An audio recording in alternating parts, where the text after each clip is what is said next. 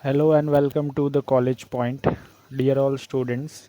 Today we will be learning about the Arthashastra from the IKS perspective. This particular topic is very interesting and you will be learning of all the important contribution that ancient Indian people did into the Arthashastra, and we will also learn about the what advancements has been done into the modern economy as well, and who are the important major contributors. So as you know that the TCP is a channel where you get all the videos related to your academics, right, from the IKS perspective as well as from the human resource perspective. So one by one we will be looking about all these things. You can visit to the channel's video section where you will find all such things available, readily available, with the best possible explanation and with best of the content which you can note for your future reference. So as you know, into the IKS, not IKS, but into in India, Artha means all the material things, right? Any materialistic thing that is related to the survival of the human being and for the pleasure and leisure of the human being. And Shastra means knowledge. Shastra means text. Shastra means a compilation of all the knowledge into one particular book. So Arthashastra means economics. Yes, it is, as I said, that it is related to your material things, but as you know that all the material things is possible only and only if a person is earning money. So as we know, we come to know from this is that Arthashastra is directly related with the economic economy, and economy is directly related with money. Okay, so this all things we will be learning. The very prominent and very famous person into this related with this Arthashastra is your Kautilya. Kautilya is also known as Chanakya, the person, a very great person who came with this concept, and he was a student of Takshila University. This everything we will be learning in detail in the following video. So Arthashastra is a comprehensive, right? Underline the word comprehensive guide. It guides you for it is a guide for rulers on maintaining and governing a prosperous and stable kingdom. Arthashastra, yes, in that era it was used for by the kings as well and for the ministers also, and now into the present world it has its equal existence as Indian constitution is containing some or the other points related to Arthashastra, and many important economists from India, they have good hold on the Arthashastra and they admire Arthashastra, right? The book which is written by Kautilya, that is Chanakya, a very important and prominent person, right? In terms of teacher also, he is a very good teacher. It includes treaties. So what all the Arthashastra book includes? It includes treaties on statecraft. Statecraft means how to manage the kingdom. Political science, how to manage the politics, civics type of things, economic policies and military strategies. Correct. Chanakya, who is also known as Kautilya, was a scholar at Takshila University. So he was a student, a very prominent university, ancient Indian university. One of the university is your Takshila University, and Chanakya was initially a student of this university, and then he became a scholar as a faculty serving into the Takshila University. In his book, he mentioned the word Saptanga. Saptanga means seven limbs, right? Describing the nature of the state, right, in its totality. So when we say government, so what are the different seven aspects of the government? These are the four aspects: five, six, and seven. So here now we will be learning about seven aspects which makes the government complete, which makes this administration of the government complete, of the state into completeness, totality. First, the very important person or head of the state is your Swami, is known as Swami. Under the Swami or the king, you have different ministers, right? These ministers into that era were known as Amatya. These were the ministers. Then you have Janapada. Janapada means the common population under the governance of the ministers as well as the king. So Janpada means the common population, common people. Then you have Durga. Durga means a fortification through which your boundary and your state is protected. So this is about your Durga. Kosha. Kosha means treasury. Every type of income from tax, income from remuneration, income from production, income from agriculture, etc. is collected and it is stored into a treasury, and that treasury is known as Kosha. It is known as Kosha, right? The next is Bal. As you know that without safety nothing is of any use. So Bal means there is a requirement of an army. And Mitra means those ally friends or neighboring kings who are having good relation with our specific territory. So all these are the important seven aspects that every ruler, every king has to keep in mind. And these things are not only the ancient aspect, but as you can see, its relevance is now also consistent in the modern aspect also. In the modern situation, in the present type of government, we require army. Yes, we require friendly neighbors. We require those country who favor us. Yes, we require. We require treasury. Correct. We require fortification. We require Durga. The army is protecting all the boundary territory, right? Janapada, the common population who contributes to the who contributes in terms of earning to the government, and they also enjoy the things provided by the government, infrastructure and all the things, right?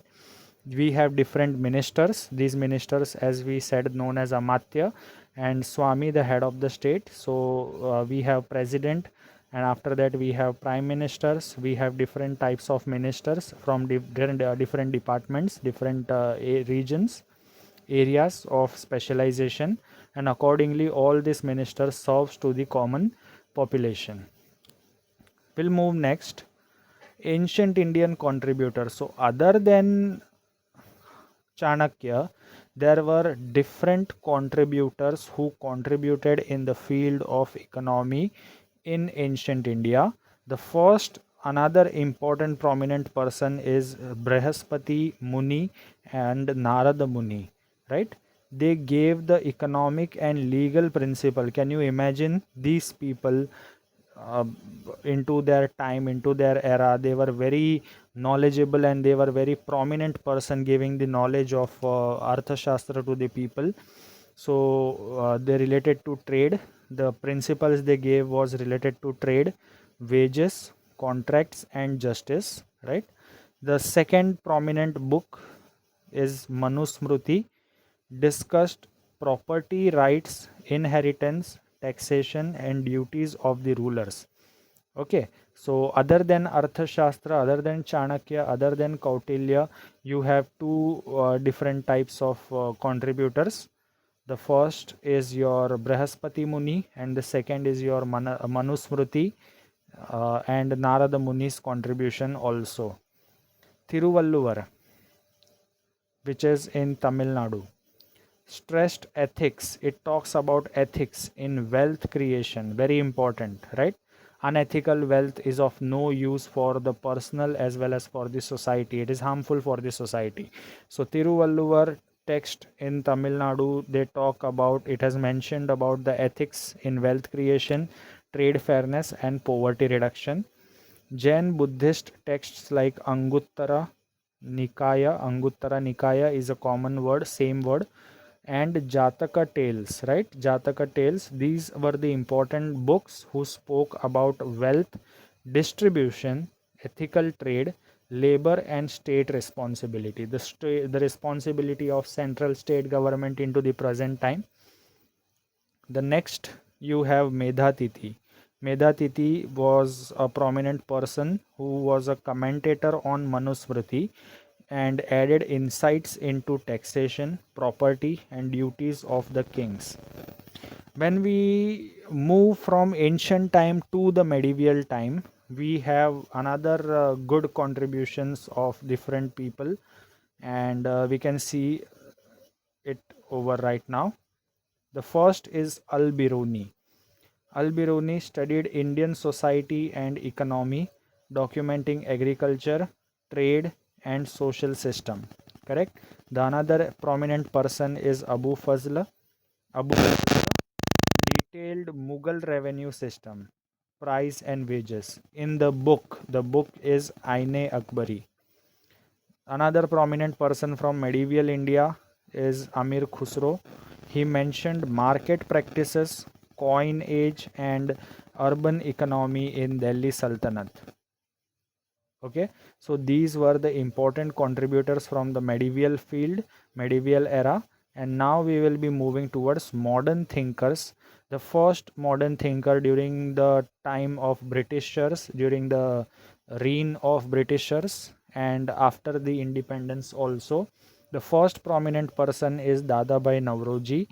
He gave a theory, drain of wealth theory, and it focuses on analyzing how British colonialism drained India's economy. So his theory explains that how Britishers misused the economy of India and how they degraded the economy of India. Correct. The next person, prominent person, is M.G. Ranade. It focused on industrialization and cooperative movements. Gandhiji, as we know, the father of the nation, gave idea of Sarvodaya. Right, Sarvodaya means uh, caring, sense of caring to each and every person, irrespective of caste, religion, and birth, race, whatever. Sarvodaya and Swadeshi economy. As we know that Gandhiji led the Swadeshi movement along with the other important contributors. B.R. Ambedkar. We cannot forget the contribution of B.R. Ambedkar, especially he emphasized the labor welfare, water resources, and socio-economic justice to each and every person, irrespective of their religion, caste, and creed. Okay, we'll move to the next part, significance of Arthashastra. We will be focusing on the specific book, that is Arthashastra. What is the importance of it? It provides detailed administrative guidelines. What it provides? Detailed administrative guideline, that how a ruler should rule, how the administration should be. It provides ethical and moral foundation, influences on global thought. It influences the global thought, right, outside the boundary of India. It promotes the knowledge to the other economists all around the world. It describes the role of government, right? What is the boundary of a government, scope of a government, the powers to be held by the government, equal collection of tax, equal distribution of money to all class of people, right? Focus on welfare aspect rather than profit. Correct. As we say, the government should not focus on profit. Yes, they should earn profit, but the main motive of the government should be the welfare and to bridge the gap between the rich class and the middle class and the poor class. Another one, eighth importance, is your strategy to foreign policy. Correct. So in the Arthashastra there is also a mention of foreign policy concept. So with this, my dear students, we focused on the importance of Arthashastra from the Indian knowledge perspective and the contribution of people from ancient India to medieval India to modern India. Correct. So the contribution is still going on. There are many Nobel laureates who have received a Best Economist Award from the India. One of the prominent person that we cannot forget, and he was actually the Prime Minister also of the country, Dr. Manmohan Singh, and the other important prominent people who gave too many theories and they gave too much of ideas which we also follow, and the other country people also follow, and they benefit their economy in that way. So as we know that India is a diverse country, and we have a vast knowledge under each dimension and under each field. Under the this channel, under this the college point, we try to cover maximum of the ideas in the very short time, so that the learning as well as the knowledge gaining goes side by side, and it also happens in a detailed manner. So we'll close here this video. Thank you so much.